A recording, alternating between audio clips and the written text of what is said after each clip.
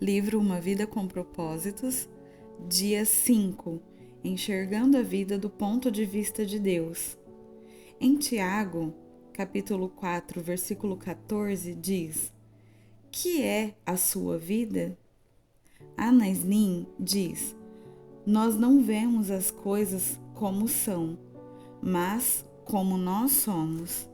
A sua vida é formada como você a enxerga. O modo com o qual você define a sua vida determina o seu futuro. A perspectiva irá influenciar a maneira pela qual você investe o tempo, gasta o dinheiro, usa os talentos e valoriza os relacionamentos. Uma das melhores maneiras de compreender as pessoas é perguntando-lhes: como você vê a vida? Dessa forma, descobrirá que existem tantas respostas diferentes quanto existem pessoas. Já me disseram que a vida é um circo, um campo minado, uma montanha russa, um quebra-cabeças, uma sinfonia, uma jornada e uma dança. As pessoas dizem: a vida é um carrossel. Às vezes você está em cima, às vezes embaixo e algumas vezes você fica apenas dando voltas. Ou a vida é uma bicicleta de 10 marchas, com engrenagens que nunca usamos. Ou a vida é um jogo de cartas, você tem que jogar com o que tem nas mãos.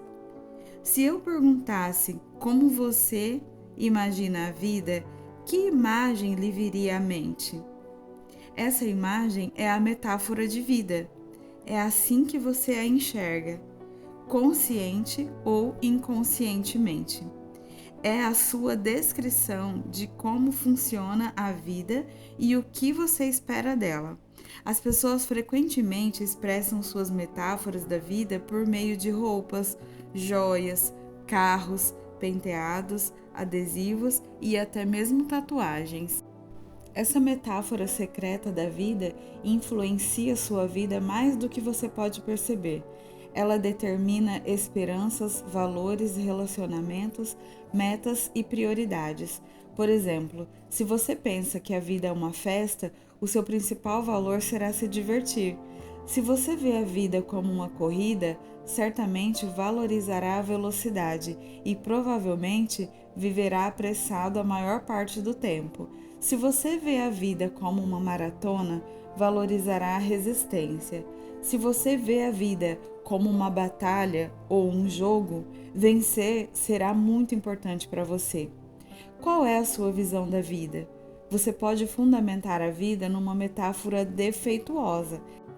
Se você quer cumprir os propósitos para os quais Deus o criou, será necessário desafiar a sabedoria popular e substituí-la por metáforas bíblicas da vida.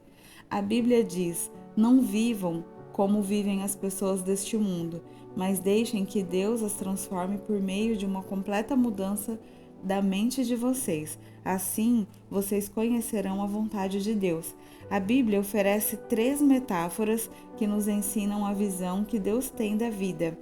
A vida é um teste, é uma incumbência de confiança e é uma atribuição temporária. Essas ideias são os fundamentos da vida dirigida por propósitos. Estudaremos os 2 primeiros neste capítulo e o terceiro no próximo. A vida na Terra é um teste. Essa metáfora da vida é vista nas histórias relatadas em toda a Bíblia.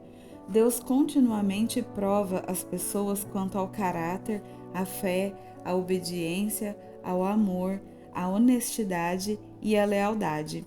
Palavras como provações, tentações, refinar e testar ocorrem mais de 200 vezes nas Escrituras. Deus provou Abraão ao lhe pedir que oferecesse o seu filho Isaque. Deus provou Jacó quando este precisou trabalhar 7 anos extra para obter Raquel como esposa. Adão e Eva foram reprovados no teste do Jardim do Éden, e Davi falhou diversas vezes ao ser submetido à prova por Deus. Mas a Bíblia também nos dá muitos exemplos de pessoas que foram aprovadas em importantes provas, como Josué, Ruth, Esther e Daniel.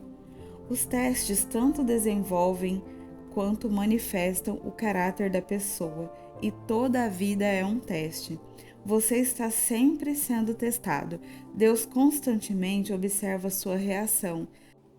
Ele observa como você trata as pessoas, como você lida com os problemas, com o sucesso, com os conflitos, com a enfermidade, as decepções e até mesmo ao clima. Ele até observa a mais simples ação, como quando você abre uma porta para alguém, pega o lixo que foi jogado no chão, ou quando é educado com um balconista ou com uma garçonete. Não conhecemos todos os testes que Deus irá aplicar, mas podemos prever alguns deles com base na Bíblia. Você será testado por grandes mudanças, promessas adiadas, problemas insolúveis, orações não respondidas, críticas injustas e até mesmo tragédias sem sentido. Em minha vida, eu percebo que Deus testa minha fé por meio de problemas. A minha esperança pelo modo de eu lidar com o que está em minhas mãos e o meu amor por meio das pessoas. Um teste muito importante diz respeito à sua atitude quando você não consegue sentir a presença de Deus. Às vezes, Deus se retira intencionalmente e não sentimos mais a sua proximidade. Um rei chamado Ezequias passou por esse teste. A Bíblia diz: Deus desamparou Ezequias para prová-lo e para saber o que realmente havia em seu coração. Ezequias desfrutava íntima comunhão com Deus, mas num momento crucial de sua vida, o Senhor o deixou só, a fim de testar o seu caráter, revelar a sua fraqueza e prepará-lo para uma responsabilidade maior. Quando você compreender que a vida é um teste, perceberá que nada é insignificante em sua existência. Mesmo o menor incidente é relevante para o desenvolvimento do caráter. Cada dia é importante e cada segundo é uma crescente oportunidade para aperfeiçoar o caráter, para demonstrar amor ou para depender de Deus. Alguns testes parecem pesados demais, já outros não são sequer perceptíveis, mas todos têm implicações eternas. A boa notícia é que Deus quer que você seja aprovado nos testes da vida, por isso jamais permitirá que você enfrente testes maiores do que a graça que Ele lhe concedeu para lidar com esses problemas. A Bíblia diz: Deus cumpre a sua promessa e não deixará que você sofra tentações que vocês não tenham forças para suportar. Quando uma tentação vier, Deus dará força a vocês para suportá-la, e assim vocês poderão sair dela. Toda vez que você é aprovado num teste, Deus toma conhecimento e faz planos para recompensá-lo na eternidade. Tiago diz: Felizes são aqueles que perseveram quando são testados. Depois de serem aprovados, receberão a coroa da vida que Deus prometeu aos que o amam. A vida na terra é um cargo de confiança, um ato de fé. Essa é a segunda metáfora bíblica da vida. O nosso tempo nesse mundo, bem como a energia, a inteligência, as oportunidades, os relacionamentos e os recursos, são dádivas que Deus nos confiou para cuidarmos e administrarmos. Somos administradores de tudo quanto Deus nos dá. Esse conceito começa com o reconhecimento de que Deus é o dono de tudo e de todos. A Bíblia diz: Ao Senhor Deus pertencem o mundo e tudo o que nele existe, a terra e todos os seres vivos que nela vivem são dele. De fato, jamais possuímos realmente coisa alguma durante o nosso breve período de vida. Deus apenas nos empresta a terra enquanto estamos aqui. Ela já era propriedade de Deus antes que você chegasse e Ele irá emprestá-la a outra pessoa depois que você morrer. Tudo o que você pode fazer é desfrutá-la por algum tempo. Quando Deus criou Adão e Eva, confiou a eles o cuidado de sua criação e nomeou os administradores de sua propriedade. A Bíblia diz: Deus os abençoou, dizendo: Tenham muitos e muitos filhos, espalhem-se por toda a terra e a dominem, e tenham poder sobre os peixes do mar, sobre as aves que voam no ar e sobre todos os animais que se arrastam pelo chão. A primeira tarefa que Deus deu aos humanos foi administrar e cuidar das coisas dele. Dessa função, o homem jamais foi exonerado e é parte de nosso propósito atualmente. Tudo que desfrutamos deve ser tratado como uma responsabilidade que Deus pôs nas nossas mãos. A Bíblia diz: vocês têm alguma coisa que não tenham sido dada por Deus?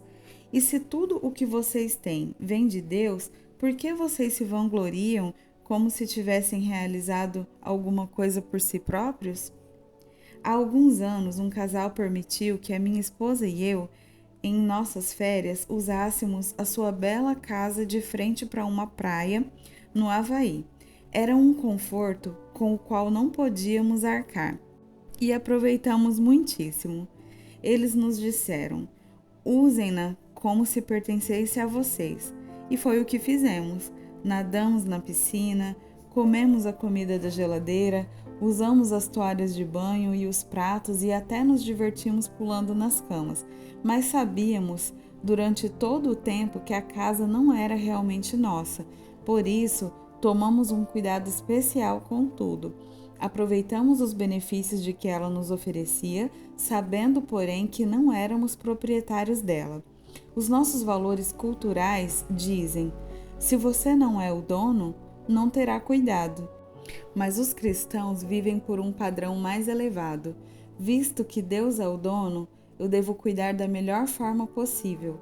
A Bíblia diz: os que recebem algo de valor em confiança devem demonstrar que são dignos de tal confiança.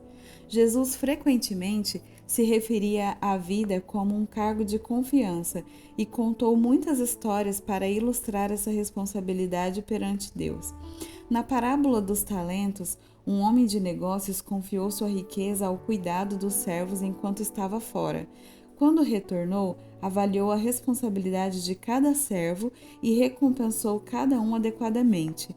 O senhor daqueles servos disse: muito bem, servo bom e fiel. Você foi fiel no pouco, eu o porei sobre o muito. Venha e participe da alegria do seu senhor. Ao final de sua vida, você será avaliado e recompensado conforme o seu desempenho ao lidar com o que Deus lhe confiou.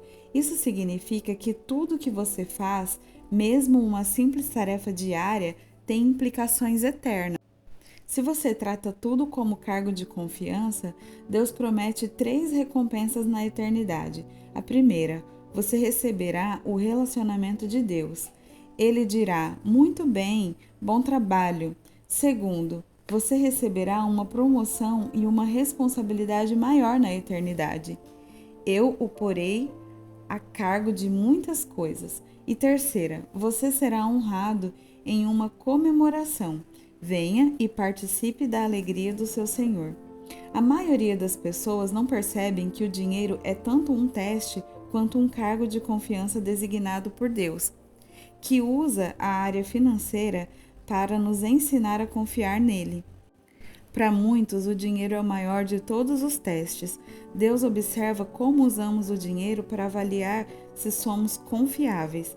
A Bíblia diz: se vocês forem indignos de confiança em relação às riquezas deste mundo, quem lhes confiará as verdadeiras riquezas celestiais? Essa é uma verdade fundamental. Deus diz que há um relacionamento direto entre a forma de eu utilizar o meu dinheiro e o nível de minha vida espiritual. O modo de eu administrar o dinheiro, as riquezas deste mundo, determina quanto Deus pode confiar a mim as bênçãos espirituais, as riquezas verdadeiras. Deixa-me perguntar: a forma de você administrar o seu dinheiro está impedindo Deus de fazer mais em sua vida? Podem ser confiadas a você as riquezas espirituais? Jesus disse: a quem muito foi dado, muito será exigido, e a quem muito foi confiado, muito mais será pedido. A vida é um teste de um cargo de confiança, e quanto mais Deus lhe dá, mais responsável Ele espera que você seja. Agora vamos para o momento em que a gente pega o nosso caderno e a nossa caneta e pensando sobre o meu propósito de vida. O tema para reflexão é: a vida é um teste e um cargo de confiança. O versículo para memorizar está em Lucas, capítulo 16, versículo 10. Quem é fiel nas coisas pequenas, também será nas grandes. E a pergunta para meditar: o que me aconteceu recentemente que agora percebo ter sido um teste de Deus? Quais são as tarefas mais importantes que Deus me confiou?